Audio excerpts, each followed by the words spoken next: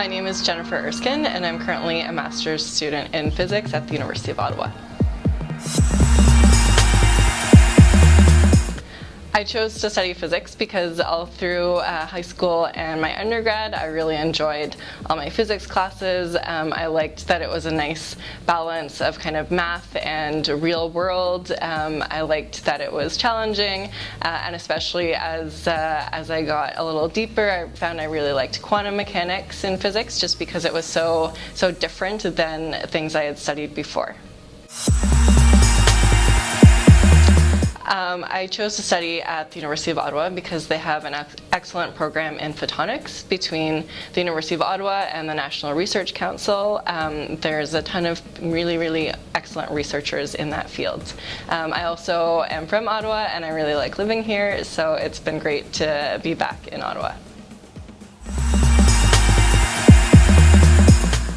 So what I do now is I study single photon sources. So the same way that matter is made up of atoms, which are kind of the smallest bits of matter, light is made up of photons, which are the smallest bits of light.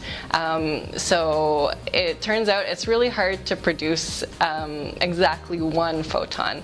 It's easy to produce lots and lots of photons, like a light bulb, but to produce exactly one is quite challenging. So that's what I work on right now.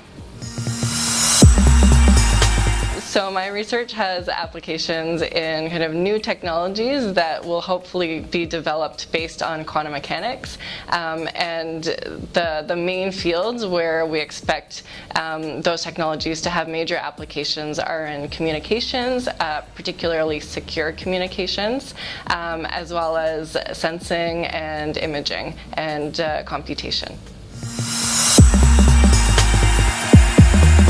So I'm really interested in technology development and applied research and starting to bring research that happens in laboratories out into the real world to make them more useful to a broader range of people. So after I finish my master's, I am joining a lab that's focused in this area.